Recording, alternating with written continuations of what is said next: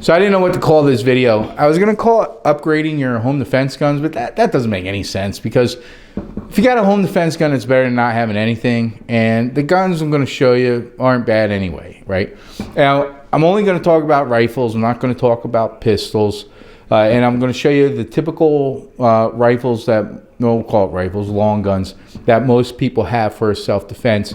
Now I'm just gonna introduce a couple of varieties outside of the norm that you may have. Maybe you're just a person that likes to be different. I don't know. But anyway, so let's look at the typical ones that you would use, starting with probably the most common, which is a pump action shotgun. And this is actually one of the very common ones. This is the Remington 870, which is actually a really, really good shotgun. The Mossberg 500, that's its equivalent. I've owned both. I gave my friend, or I sold it to him, I forget, a Mossberg 500 pump, and then I bought this 870. I just want to, actually, I'll be honest with you, I didn't like the safety on the back of the Mossberg. It was plastic. Even though this one's plastic here on the trigger, I just like the trigger safety better. I don't know. But anyway, so that's the standard home defense gun, 12 gauge. In your home defense guns, if it's 12 gauge, you should use buckshot, because if you're going to be pointing a weapon of destruction at somebody and pulling the trigger, it should be somebody who's a life threat to you. And you don't put birdshot at something that you're truly in fear of your life. You put buckshot, because that will stop the threat, whether that's a bear, a mountain lion, or something else more neighborhoodish. Here's another gun, not as common, but people do have these, because they used to be cheap, not cheap anymore. It's the AK-47. Now, this is a Palmetto AK-47.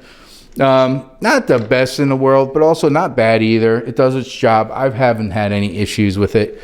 It shoots the 7.62 by 39. The problem with this is if you use this in a defensive situation and you get brought to court and you have a jury that's, let's just say, didn't vote for Trump, and they see this, a picture of this, or this is actually the evidence that's provided, even though if you were fully justified, they might be a little biased against you. So, cool gun, great for like if fit hits the shan. But for home defense, I would stay away from it, only because of the legal issues that it could cause and the biasing of a jury. So, still a great gun. I got nothing against it. I know people are going to comment, maybe not. And then the most common rifle in America, America's gun, which is the AR-15 in a .223 format. Another great home defense gun, definitely get the job done. If somebody's coming at me or something and I need to defend myself because my life was in danger, this will definitely do the job. Again, this is a Palmetto 5.56, and it's not tricked out at all. If you notice, I don't even have any optics on it except for iron sights. This is my go-to gun when if there was really big problems and I don't have to worry about water, moisture, electricity, nothing. It's all just metal and it's a little plastic, but mostly it's metal and gunpowder, right? And if I need to rely on something and not worry about it failing or breaking, this is going to be the weapon of choice for that. Even though it's Palmetto, you do a couple upgrades on it, still an excellent gun. I got a trigger upgrade. I got a pull handle upgrade. That does a great job, right? So those are your more common model of home defense guns or battle rifles, whatever you want to call them. Now let's talk about some alternatives to that I personally like. Let's start with this one. To replace the shotgun, this is a Beretta 1301. This is a really, really nice gun. Really nice shotgun. It's 12 gauge. I have the buckshot here. I have buckshot rail up here. It is a semi-automatic. It shoots as quick as you can pull the trigger. I've taken it out and ran it through many tests. I have not had a single misfire with it or a single problem. It fires as soon as as fast as you pull that trigger. It takes 7 in the magazine. Now this thing will put 32 caliber size balls, 8 at a time, down a path, a hallway, through the woods, wherever you need it. It's a great self-defense gun. I do prefer this over the pump. In fact, I use this now as a go-to as a shotgun for home defense because it is semi-automatic and I don't really have to think about it. I don't keep one in the chamber, so if I have a threat presenting itself and I do need to defend, I will have to go ahead and chamber one. So it does sit with a round here in the bottom rail, but it's always ready to go. Great gun, great quality. It's Beretta. And if you look at reviews for 1301 12 gauge, you're going to see pretty good reviews. Next one that replaces the AR-15, kind of. Actually, to be honest with you, or not to be honest, but to kind of describe it a little bit better. Best way to describe this is it's as if an AR-15 fell in love with an AK-47 and made a baby and came up with this. This is a Israeli weapons design, or Israeli weapons Galil. Really top quality rifle, long gun. Everything about it's quality. And what's cool about it, like I said, it's like an AR-15 meets a AK-47. It is like an AK-47 design, the firing mechanism, but it does take 5.56. So imagine Israeli weapons, which is an excellent producer of firearms, an AK-47, which is the format, which is like you can't destroy these; they don't fail. And then you give it God's round, which is the 5.56, America's round, and you have nearly the most perfect weapon system known to man. I really like it. It's a IWI, Israeli Weapons Industries, Galil in 5.56, but format of an AK-47. I also got the Sig Romeo on top there. I believe that's a T4. All right, next is another Israeli's weapons. Oh, don't knock that gun over. Oh, there we go. So this is a bullpup. Believe it or not, this is a 308. This is another Israeli's weapons. Well, I had that back there, huh? Israeli's weapons bullpup. It's got the Sig. Oh, I don't have my glasses on, so forgive me. I can't read what it is. But Sig optics, adjustable magnification.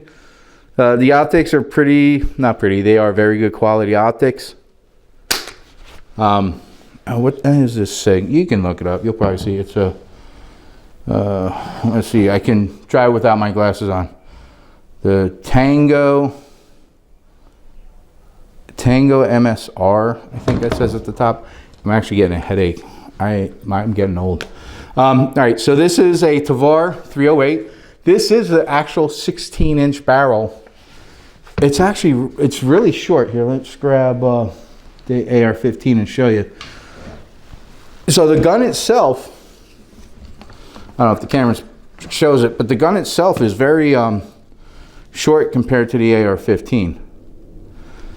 And it's a 308. And it's a 16-inch barrel. And that's why the bullpup is so cool, man. Because most of the barrels inside, I know all these rifles are going to fall. So if you hear bam, bam, bam, bam, that's what that's all about. But they're good quality, so they can take a fall. Yeah, so this is the 16-inch 308. It's called the Tavor. I want to say Tavor 7. Tavor 7 because it's 7.62 by 51. And I'm sweating because it is turning into summer here in Phoenix. It's in told you. So it's a Tavor 7.62, and great gun, extremely accurate, extremely reliable. Also made from Israeli's weapons industries. And finally, another kind of replacement for the AR-15 is something similar to the AR-15 model or format, but not quite the same. It's actually a foldable stock, and this is the Sig Sauer SPEAR 300 Blackout. So I showed you 5.56 in a AK-47 format, a 308 in the Tavor 7 Israeli's weapons, and this is the Sig Sauer SPEAR in 300 Blackout. Operates almost exactly like the AR-15, except it doesn't, was it direct impingement? It's gas operated. I forget what my brain is a little fried right now. Direct impingement, I think it is. No, piston, short piston. Look those up, you'll see. It's the SPEAR 300 Blackout by Sig Sauer, and it's got the adjustable gas up here because you can put a can on it and adjust it for that. This will be my new real practical kind of defend yourself gun for those purposes. This also has so this is the Romeo 4TX or 5. It's the one step up from the T4. But this is a great little weapon, and I have not shot this yet because I just bought it, and I've been wanting to buy one of these for a long time, but they're not cheap, so I had to save my coins. But I did reach my part where I was like, yes, time to go buy it. And Arizona Firearms only had one left. It's been sitting on a shelf for a couple weeks, and now it's going to be sitting on my shelf. So there you go. So 3 alternatives to your standard home defense or battle guns, battle rifles, whatever you want to call them. I do prefer these just because they are extremely reliable, very high quality, made by reputable people. The Palmetto is reputable. It's just these guys have a longer standing history, and I trust them. So when your life depends on it, you probably want to get something that you'll depend on with your life. Anyway, so that's just some alternatives to standard weapons that you may be using for your battle rifles or your home defense. And with that, I'm going to turn my air conditioner down a little bit because, like I said, it's mid-April and it is Phoenix and it's starting to get hot. So, cheers.